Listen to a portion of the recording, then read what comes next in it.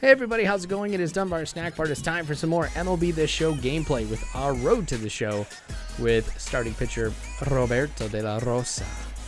I don't know why, but I still get embarrassed whenever I do that. Maybe I should just call him Roberto De La Rosa. I don't know. But anyway, really excited for this one to go. You can see it's a little bit of a longer episode, but I think that's because we've got a good one today. So there are his stats over the year so far: 23 strikeouts, over 2 walks, 1.35 ERA, and 2 wins in 4 starts. Not too bad. We'll see if we can improve on that today. I just can't wait till we get to the point where we're seeing like some steady all-star voting, because like with those numbers, if I can keep that up, this man's going to be starting off in the all-star game here. I got it. Well, not what I was expecting, but on the very first pitch, we get an out. At least that's efficiency right there. And it seems like, at least for me, one of the attributes I really want to build up here pretty quickly is stamina. Just having the endurance to be able to go a full game is something that's important to me. I mean, the complete game shutout is one of my favorite things to get. And obviously you can't do that when you have like a 50 or 60, I can't remember what it is right now, stamina rating. But I have gotten pretty far in some of these games. I think I've gotten 7th, maybe. I don't know. I don't think I've gotten into the 8th inning quite yet. But, yeah. Well, and I think the more that I build up the strikeout attribute too, I think that's going to do quite a bit.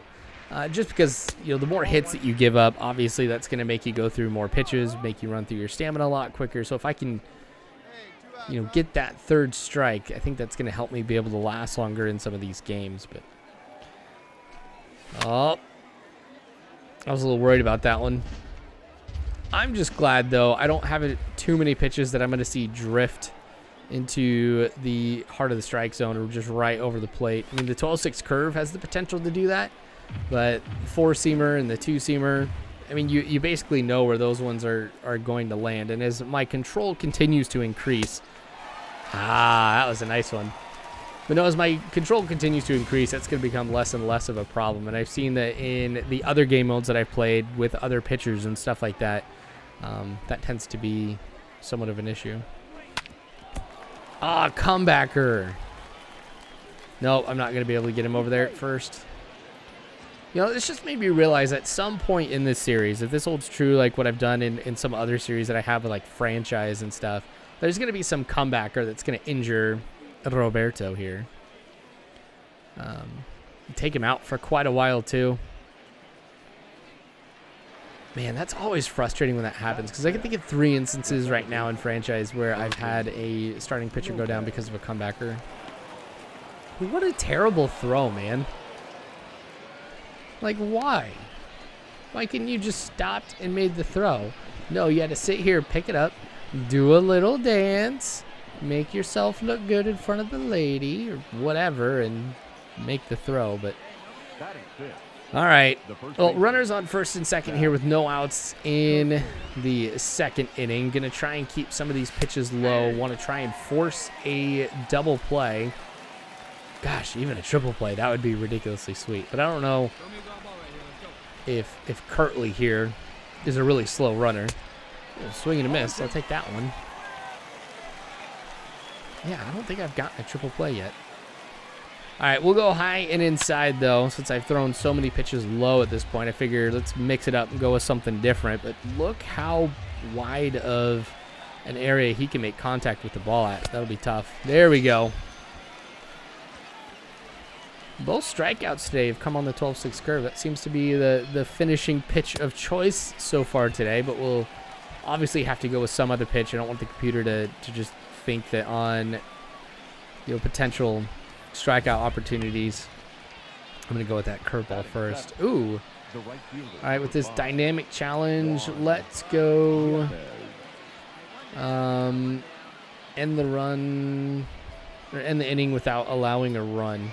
See if we can get that pitching clutch up. That seems to be the one that is the hardest to get for me, and in a good way, because I'm not allowing too many people on base. So we'll try and work through it. I can do it. We'll go with the low curveball here. it doesn't stay too low. But I was actually aiming a little bit higher than I think I've been doing lately. So 0-2 count. Let's get this fastball low and inside. Swing and a miss. That two-seamer, it seems to be the one that most people have been making contact with, especially, you know, deep fly balls, which is scary to throw from time to time, but I think because I haven't really thrown it that much, that's kind of what caught him off guard. And obviously with it being inside too. And I got the job done. One more and we complete the challenge. There we go. Challenge completed, increased to pitching clutch, as well as some of the other ones, like, you know, reducing my walks per 9 innings. I think I lost a little bit for some good power hitting right there. All right, we're going to keep it up here. 3rd inning, so far so good, but nobody has been able to produce a run yet. I wonder, when this is all said and done, how many wins I ended up allowing my team to get simply because of the pitching. I mean, if I can keep going like this, we don't need to really put up too much offense. Just someone get a home run, a solo shot, and I'll try and do my best to keep him at nothing. And with a 1.35 ERA, that's ridiculous. I mean, yes, we're only a few starts in, but another strikeout here for Roberto. Try and keep it up. All the pitches now, because of how great things have been going today, I'm really seeing their efficiency increase. There's only a few cases where we've seen some of them drop, but this is what I like to see. That means at least through the next few innings, I shouldn't have a problem at making some good pitches, but I'll have to keep them obviously in the strike zone, because that, you know, more than anything else has caused the reduction in some of the effectiveness of those pitches. Is just, oh man, dives and misses. Oh, he's going for 2? Why? He's out. That was so dumb. And I'm saying that knowing full well that if that was like Sigmund Sunwafer, I might have tried to go for it. Actually, no, I don't think I would have. I would have been tempted to. All right, 4th inning, things are still going strong. We've only had that, well, now 29 pitches through 4 innings. I have not had yet what I had, I think, in the previous episode, which was a 3-pitch inning, which if I'm sitting here talking about trying to conserve stamina, you cannot do it better than that. But now with a 2-0 count, there we go. There's the first strike. Like, please don't get me a 4-pitch walk. That would be embarrassing. I mean, there's far worse things that could happen, but still not liking it. That 12-6 curve, I mean, I had that low and outside and ends up going midway up. Inside instead. See if we can get him out with the 4-seamer. Swing and a miss. We've got to keep this one up. That's 5 strikeouts now. With how we're going, I wonder if we may get 10 today. I think that's the first time we would get double digits as far as strikeouts go. Nolan Gorman drives this one into left field. It's going to fall just short, so we're going to have him on first. Just 1 out, though. We just got to make sure we don't allow them to put together a string of hits or hit one into the gap. I guess I'll have to go back and look. He's got a 50 speed, so I'm not too worried about him getting a lot going here. But this one going into center, that'll be another single and just advance him on over to second. So we've still got the potential to get out of this here with a double play. I just got to make sure I'm throwing the right pitches and that they're landing right where they need to be. Now batting, the first baseman, Zach. Ooh, a lot of those pitches don't go my way, and so I get really excited when I get a call that I was expecting being a ball come out to be a strike. Again, trying to keep them low here. 4-seamer ends up drifting too far inside. We'll go with the 2-seamer. Just about midway up. I cannot believe he swung at that one. Well, now I can throw some really nasty stuff. And there we go. Well, if you have runners on and you can't force a double play, this is the way we're going to do it. Get those strikeouts. The right fielder. Okay. 1. Now let's see if we can get out of this. This would be another opportunity, I think, to increase that pitching clutch attribute. Like I said, I don't get too many opportunities to do it. So when I'm in a situation like this, I feel like a little bit of added pressure. Oh, I'm lucky that one did not hit the line. But, all right, 3 pitches and a strikeout. Well, that's how you get out of it. I got to give him a lot of credit. I mean, just overall, I feel like when I've been in a pickle like that, or I've had runners on in scoring position, I feel like I've done better than I had anticipated on getting out of those situations. That, for me, has probably been one of the biggest success stories with Roberto so far this year. Again, deep fly ball. I do get a little concerned with how many times we're seeing those high fly balls, because I'm like, once we get somebody up at the plate with more power, it could easily turn into home runs. I obviously don't want that.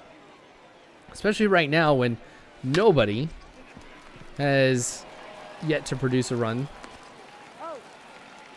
I need my bats to get going, guys.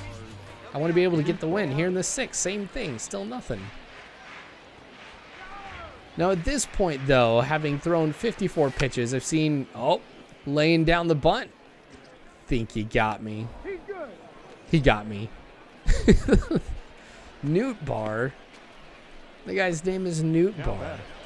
The designated hitter. It's like a knockoff of Snack Bar right there. I want my royalties, man. No, I'm just kidding. Well, once again, we've got a runner on, so I'll change things a little bit. Ooh. Two-seamer has been better today than most games. We'll go with the curve now, and then we'll probably switch to the 4-seamer high and inside, given I kind of want to... No, I'm going with the 12-6 curve here. Yeah, that's worrying me. That's right over the heart of the plate. Maybe I could try to do something with the 2-seamer. That's one I haven't thrown really high and inside, but the 4-seamer's just worked so well. There we go. 2-seamer gets the job done. That might have just been placement more than anything. Knowing that the 2-seamer, as I was saying, has been the pitch that has drawn the most amount of contact, and knowing how many times I've thrown up there, he had to have known something was coming. There we go. It's going to be out number 2. So we've just got to get one more, and we'll leave that runner on base. Now batting, second baseman. Irving Lopez. Come on, man.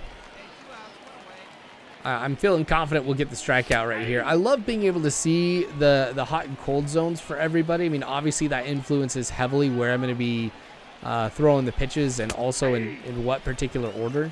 So, like, in his case, you know, he had a lot of blue just in general, so I feel comfortable throwing everything. But, like, if it was red except for, let's just say, low and outside, then if I got to a situation where I was looking at 2 strikes, I mean, that's like, all right, we're going to throw the curveball right there to take advantage of the fact that he's got a weakness. Here comes pitch number 70 here in the 7th inning. Makes good contact with it, but at the warning track, it is caught. And there's out number 1 here, the 7th inning.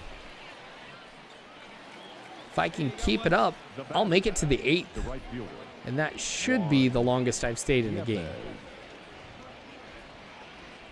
Try and force this one on the ground. Dang it. You know, as far as ground balls go, I really haven't caused as many of them as I thought.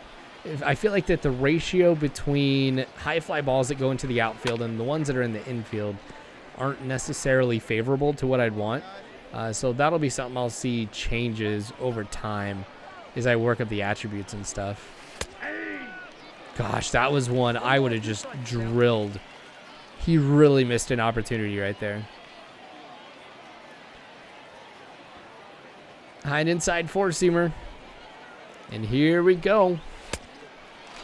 Oh, two-seamer. That was 89 miles an hour. Yeah, he's kind of frustrated with that one. Dang. What a game this has turned out to be. When I've got all my pitches working this well, I am unstoppable. Now batting, catcher, Julio. Come on, Julio. Don't get a hit. He got a hit. Please don't pull me. Please don't pull me. I don't know. I don't think we have anybody warming up right now. We probably do, actually. But I haven't seen anything yet that says we do. So I think they'll keep me in. Now batting, the center fielder. Heck, the way that I play the game, though, I've got people warming up starting in the 4th inning. I don't bring them in for quite a while, but it's like, just in case I need a relief pitcher, it's nice to be able to have that option to go to. 1-1 count. So yeah, I've got people in the bullpen going all the time. I shouldn't say all the time. It's not like I start off the game, but very early on, I'll get people warming up, and I'll keep rotating them out as needed too. So if I get to like the 7th inning, nice. But no, if I get like to the 7th inning, you know, I'll switch out middle relief for like a setup pitcher or something like that. Lars Nootbaar up again. Reducing my hits per 9 attribute. He gets out. That's fine. Ooh, we're 2 outs here in the top of the 8th. If Pedro here gets out, this for sure will be the longest that I've been in. I got it. There we go with the catch. Sucks, though, that I'm probably not going to get the win today. Yep, I'm not. New pitcher coming in. I guess I got to see, though, what was done. See if we got any runs there in the bottom of the 8th. Well, it's good to know we won. And I'm getting interviewed here for a stellar pitching performance. Yeah, player of the game. Heck yeah, dude. How many strikeouts did I get? I'm going to have to wait till the end. I know some of you have been wanting to see like what the stats are from these games, you know, where I'm pitching. So I'll make sure that I include that here, or at least show you guys the end screen that shows things like strikeouts and stuff like that. But anyway, that's going to be it here for this episode. If you made it all the way through, we're going to go with canned tomatoes. So if you have watched this all the way through, just put the word or the words canned tomatoes in the comment section, just so I know who is watching this all the way through. 11 strikeouts. Nice. Anyway, like the video if you enjoyed what you saw. Subscribe, hit the bell icon for more, because we do have more of this and other MLB The Show 20 content. Also, the description below has got some important links. Patreon is the big one. That way you can go support me, help this channel grow. And also, you'll find a link to the Dunbar Snack Bar Discord. Drop by and say hi. Anyway, thanks for watching, you guys. I appreciate it. Until next time, I hope you have a good one.